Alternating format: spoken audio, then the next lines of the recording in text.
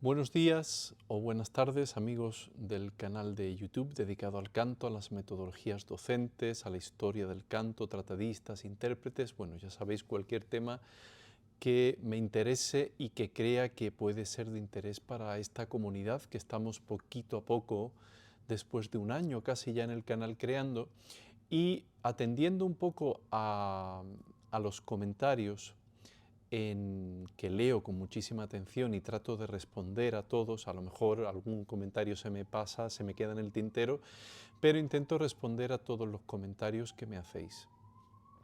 En este sentido, atendiendo, como digo, a uno de los comentarios que he visto en uno de los vídeos de una persona, no recuerdo ahora mismo el nombre, perdonar, que me comentaba que tenía dificultad un poco para entender los ejercicios de vocalización y cómo se realizan.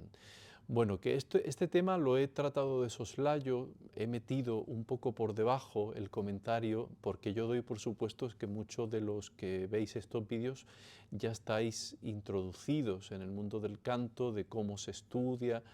Mirad, en el canto, históricamente, yo trato siempre de seguir un poco las directrices históricas en cuanto a los tratadistas, a lo que decían los que realmente sabían y trataban de formar a los cantantes durante toda la historia. Más o menos tenemos tratados de canto, estrictamente de canto, tenemos casi desde siempre, ¿no? Pero digamos de una manera más metodológica y con un método más claro casi desde el siglo XVII, diría yo. Como sabéis, el método siempre era primero un método mecánico, es decir, yo hago una vocalización, lo que se llaman vocalizaciones porque se hacen sobre vocales fundamentalmente, con la ayuda de alguna consonante, hago una vocalización y, por ejemplo, esta, que son una vocalización por grado conjunto, y luego voy ascendiendo por medio tono a medio tono. Y así voy ascendiendo,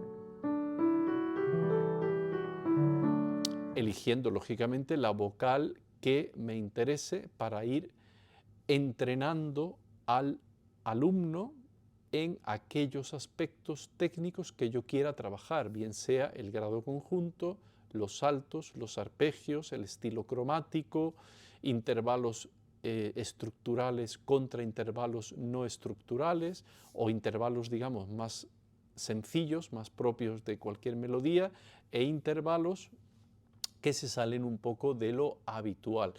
Incluso en vez de hacer escalas diatónicas dentro de la tonalidad, podemos probar escalas, por ejemplo, por grados enteros, para romper un poco, salir un poco de nuestro estado de comodidad armónica tonal que tenemos metidos en el cerebro. Luego, la manera en que se trabajaba eran los solfeos, es decir, el solfeo, solfeggio en italiano, el objetivo primordial, el objetivo que se perseguía era, una vez que el alumno tenía un control de lo que era la mecánica de las vocalizaciones y dominaba su instrumento en cuanto a apoyo, articulación, afinación, colocación, impostación, luego se pasaba al solfeo, que no era otra cosa que melodías que no tenían texto y donde se volcaban todas esas dificultades que tenían un objetivo ya más estilístico, es decir, aprender a frasear de una manera escolástica, es decir, ataques blandos, utilizar las dinámicas, las agógicas, etcétera, etcétera. Esto era el método. Claro, nosotros en el conservatorio siempre empezamos por la vocalización y luego vamos introduciendo poco a poco los solfeos. Como digo, la vocalización puede ser, o sea, siempre hay que comenzar con notas tenidas, que podemos utilizar la mesa di voce, ataques blandos, nunca ataques duros, luego pasar, por ejemplo, yo trabajo una vocalización 3 3 notas por grado conjunto, utilizando la boca chiusa, boca cerrada, y luego pasar la NG velar. Y luego abrir. Por ejemplo, esto me sirve para entender la incidencia nasal. Luego se pasa poco a poco a intervalos o combinar el grado conjunto con los arpegios. Y puedo utilizar también boca chiusa, NG, o ya empezar con una vocal oral, es decir, paladar levantado.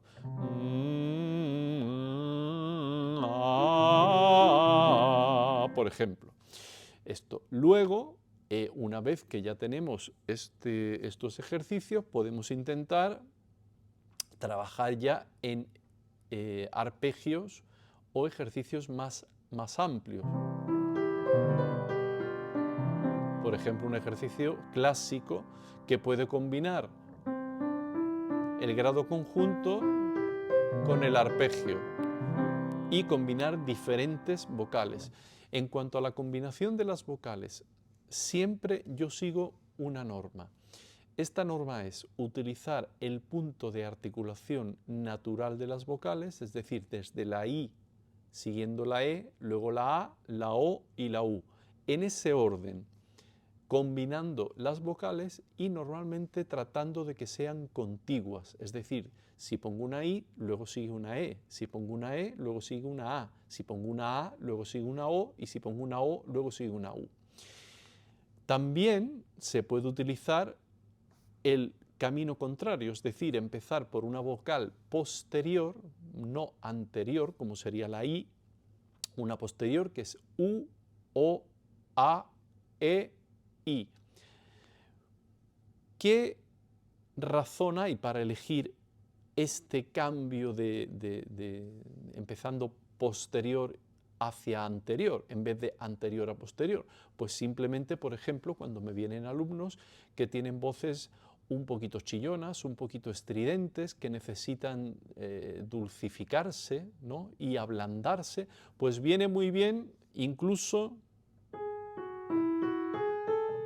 por ejemplo, empezar desde la tercera superior.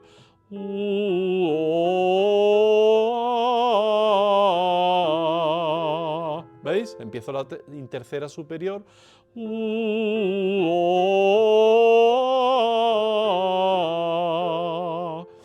Lógicamente hay que tener en cuenta que en el registro más agudo, la vocal, atacar con una vocal muy posterior es más complicado, porque la U sobre todo no tiene registro agudo, hay que deformarla, ¿no? Si yo hago este arpegio, por ejemplo, la I o la U, que son vocales estrechas, una anterior, la I, y otra posterior, la U, que están en ambos extremos del punto de articulación de las vocales, siempre tendré que deformarlas. O sea, eso tenerlo en cuenta. Hay una norma histórica italiana que dice vocales estrechas en espacio grande, vocales grandes en espacio pequeño. El ejemplo práctico: si yo tengo que hacer este arpegio sobre sol, si hago con una I, si yo trabajo con una I estrecha, no puedo subir al registro agudo. Y se me va a romper el sonido. En cambio, ¿veis lo que hago? La deformo un poco. Si fuera una U, pues igual. ¿Ves? Se rompe el sonido porque no tiene espacio para girar. ¿Vale? Esto ya cada uno tiene que valorar la combinación de las vocales pasando de la anterior a la posterior o de la posterior a la anterior. Tener en cuenta que la A es la vocal central, es la que está en la parte más vertical, en la vertical, digamos, de este punto de articulación natural de las vocales, y entonces hay que hacer lo mismo, es decir, la A, que es una vocal abierta, si yo quiero subir, es una vocal grande, más pesada, tengo que reducirla. ¿Ves? Se me va totalmente. Tendría que redondear. Este sería el camino contrario. Entonces, resumiendo, Elección de las vocales, siempre dependiendo del tipo de voz. Una voz normal, con una sonoridad normal y sin demasiadas tensiones, elegir siempre desde delante, anterior, desde la parte anterior a la parte posterior. Voces estridentes, chillonas y tensas, empezar con vocales posteriores. Luego, vocales estrechas, al subir al registro agudo hay que abrirlas. Vocales anchas hay que cerrarlas. Es decir, yo he hecho el ejemplo de la A, pero lo puedo hacer con la E. Resulta muy abierto. ¿Qué hago? ¿Veis cómo cierro un poquito? Esto se llama cubrir, girar, redondear, darle la vuelta. Le podemos llamar de mil maneras, pero el resultado es que la laringe se mantenga en una posición lo más estable posible. Hay muchos teóricos que hablan de esto, de la posición de la laringe. Normalmente en los chicos se ve muy bien porque tenemos el hueso hioides, pero tener en cuenta siempre que la posición de la laringe hay que observarla. Es decir, cuando yo respiro, la laringe va a un punto, ¿veis?, que baja, e intentar, dentro de lo posible, que la laringe no se vaya de ese punto. Si yo observo mi laringe, se mantiene ahí. Yo no hago, fijaos en mi laringe, que sube la laringe, tengo que intentar mantenerla ahí.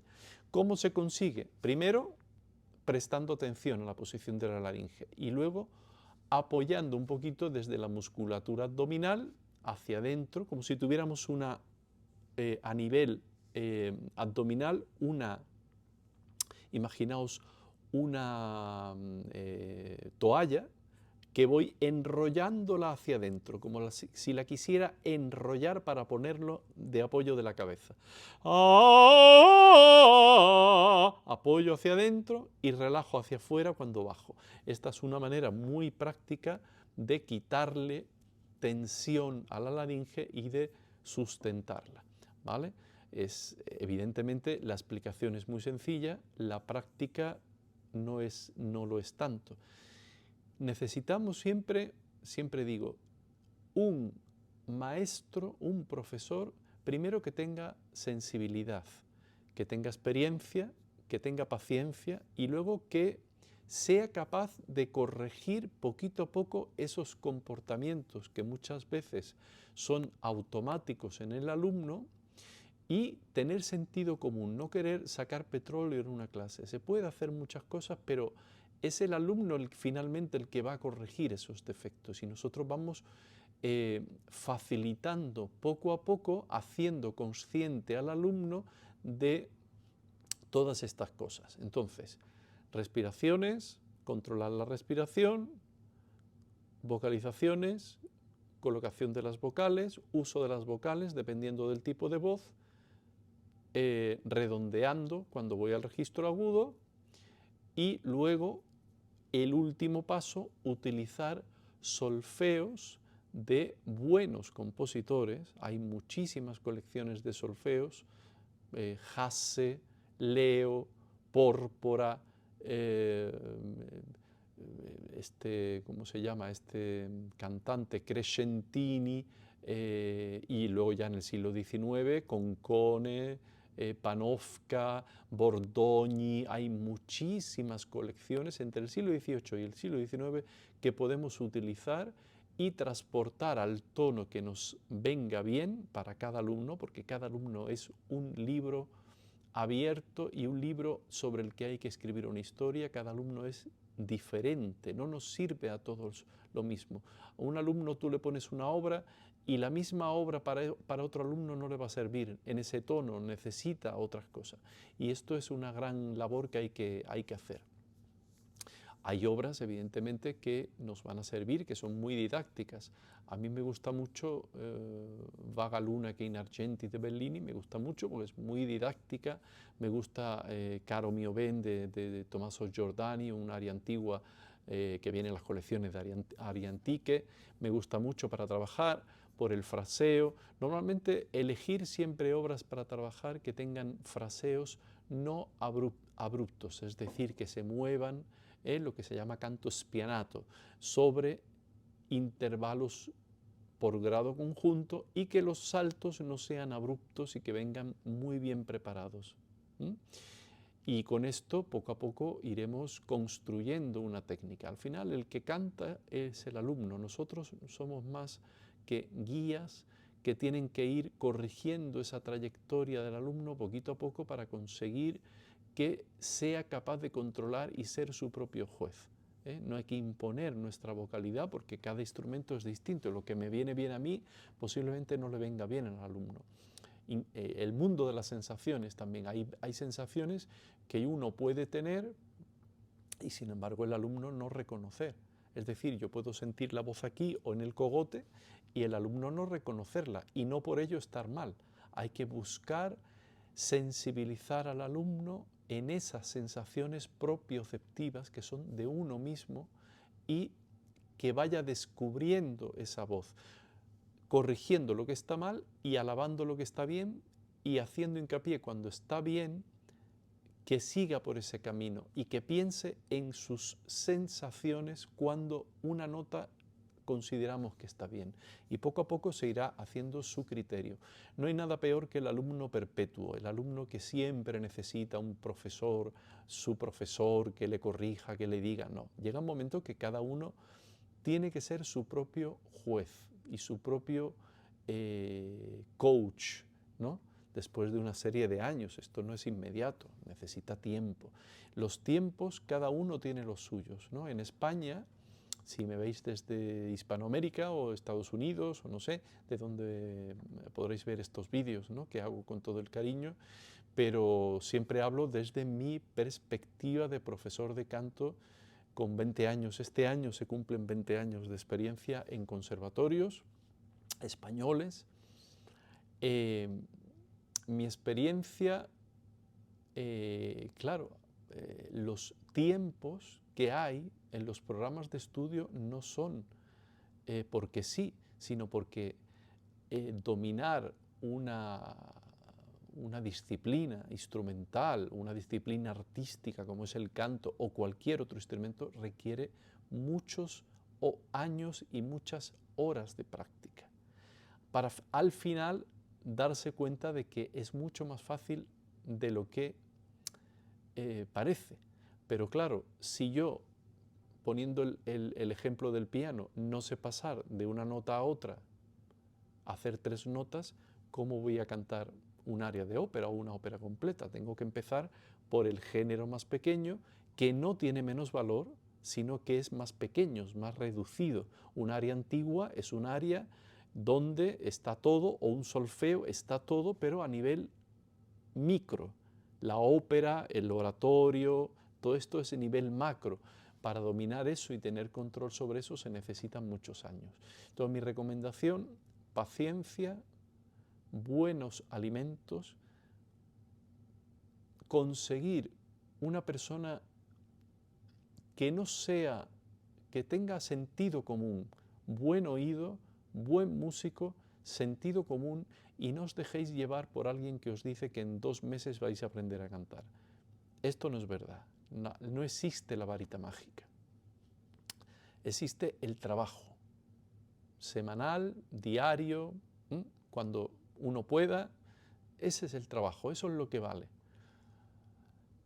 Huir de los gurús, huir de la gente que os cuenten cosas extrañísimas o que saquen no sé, no me quiero meter con otros aspectos, ¿no? Pero ya sabéis que hay gente que está más dispuesta a creerse que la Tierra es plana que creer que la Tierra es redonda porque hay un montón de pruebas para ello, ¿eh? Hay gente que piensa que lo más estrambótico es lo que me puedo creer y lo más natural, que es que el trabajo da frutos a lo largo de un tiempo si somos constantes y serios en el trabajo, que alguien que te venga y que te cuente una historia o que te diga que todo lo que has hecho antes no sirve para nada y tira por tierra todo el trabajo que has hecho. No, de todo se puede aprender.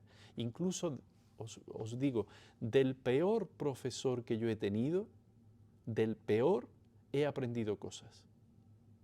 Porque muchas veces sucede que muchos cantantes que enseñan canto, cantan muy bien, pero no comunican bien, no saben verbalizar o ponerle palabras claras a lo que están haciendo ellos mismos. Yo recuerdo unas clases que tuve en Alemania con un tenor muy famoso en su época, hace muchos años de esto, que explicaba una cosa y hacía otra. Y yo que observaba ese comportamiento físico, esa fisiología del canto, cuando yo observaba y hacía una cosa diferente de la que él me pedía, me resultó extrañísimo. Sin embargo, era un gran cantante, pero le fallaba quizá el verbalizar aquello que esta persona hacía. Por eso pasa muchas veces que aunque enseñar canto debe enseñar un cantante, hay personas que no han sido grandes cantantes y que enseñan muy bien canto. De hecho, hay grandes profesores que no han sido grandes cantantes y tienen o han tenido grandes alumnos porque verbalizan muy bien la técnica. Esto pasa también en el mundo instrumental. Hay pianistas que no han sido profesores de conservatorio o de escuelas, que no han sido grandes divos, intérpretes, sin embargo tienen muy clara la pedagogía y enseñan muy bien. Esto sucede. No estoy tan de acuerdo que aquel que no haya experimentado el cantar pueda enseñar a cantar. Esto no estoy tan de acuerdo. Puedes decir cosas obvias, es evidente que hay que respirar para cantar y que hay que colocar la voz en determinados sitios, es evidente, hay que impostar la voz, esto uno lo lee y lo entiende. Otra cosa es cómo llego a eso, cómo llego a impostar la voz. Si tú no lo has sentido, explicar eso me parece muy complicado. Con todos mis respetos a los repertoristas que enseñan canto, pero cuidado con esto, fiaros de alguien que experimenta. Si tú, en el ámbito español, me gusta poner el símil de la comida, si tú no has hecho una paella, difícilmente vas a enseñar cómo se hace una paella. Si tú no has tocado el piano y no eres capaz de tocar una sonata de Beethoven, ¿cómo vas a explicar esa sonata? Si no has tomado contacto con la materia que tú estás explicando. Otra cosa es que hay intérpretes que son muy buenos, pero luego no verbalizan bien, no saben ponerle palabras o tener un método para llegar a eso. Pero esto es otro tema. Bueno, no quiero alargar más este vídeo. Iba un poco de una reflexión sobre el método de estudio de la vocalización, de los solfeos, de las vocales, un poco cómo hay que trabajar, y espero que os sirva un poquito, una pequeña ayuda para aquellos que quieren estudiar el canto. Y ya sabéis, como siempre, suscribíos al canal, dar a me gusta y si os apetece compartir el vídeo, que con todo el cariño y es mi experiencia, trato de comunicar. Espero que se entienda. Un saludo.